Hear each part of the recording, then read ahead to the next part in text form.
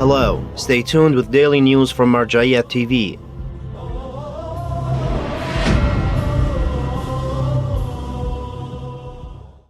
Daily meetings of Grand Ayatollah Shirazi.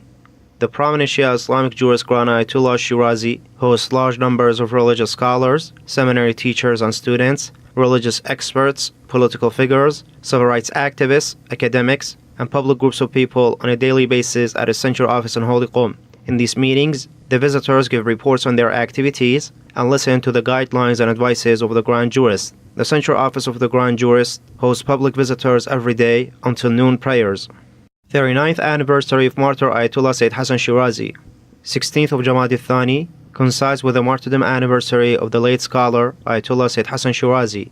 This great revolutionary figure dedicated his entire life to the service of Shia Islam and faced a lot of hardships and complications in this sacred path. The martyr Ayatollah Sayyid Hasan Shirazi was one of the scholars whose ceaseless efforts in different Islamic countries remain unmatched in contemporary history. He was a remarkable thinker, a statue of piety, and a pure lover of Ahlul Bayt who served Islam in the realms of knowledge, politics, and virtue, and he never hesitated to sacrifice his life for this sacred path. His overflowing knowledge, original thoughts, universal worldview, sincere heart, as well as his ceaseless support for freedom fighters, his high morals, his touching words, his gift to poetry, and solid reasoning made this great scholar stand out among all his contemporaries. Imam Baqir Center hosts seminar on political views of late Kashif Al-Ghita. Imam Baqir Center, affiliated to the office of Grand Ayatollah Shirazi in Holy Najaf, held a seminar to study the intellectual and cultural legacies of great Shia scholars in history. This seminar, which was held in cooperation with Imam Hasan Public Library, discussed the views of late scholar Ayatollah Kashif Al-Ghita on political fiqh in the school of Ahlul Bayt. Sheikh Abbas Kashif Al-Ghita, the speaker of this seminar, discussed the political fiqh in the school of Holy Najaf and emphasized on the great role of Shia scholars to preserve this monumental legacy along the history. In his remarks, Sheikh Kashif Al-Ghita highlighted the need to redefine the relationship between masses of people and their leadership, and also derive a systematic and modern method of governance from the school of Ahlul Bayt.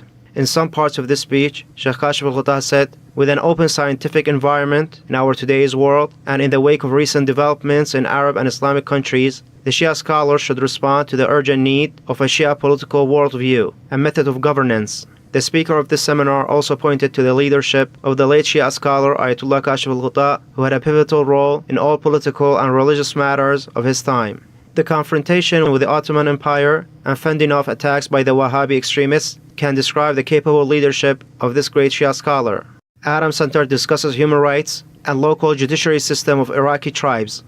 Adam Center for Defending Rights and Freedoms on Holy Karbala held a panel discussion to discuss local and tribal courts of Iraq and their correlation with human rights. Some Iraqi tribal figures, as well as legal experts, director of research centers, and journalists were present at this panel. During an interview with Mr. Jassim al-Shimmari, the legal counsel of Adam Center said, "We started this panel by addressing the origins of tribal and local courts among Iraqi tribes and their influence on human rights conditions. Regarding this topic, we tried to feature the most important qualities of tribal judges and clarify on the process of mediation and judgment in tribal communities," he added in this interview. He also stated, "Many communities prefer to take their cases to local courts or tribal mediation, since they show more flexibility.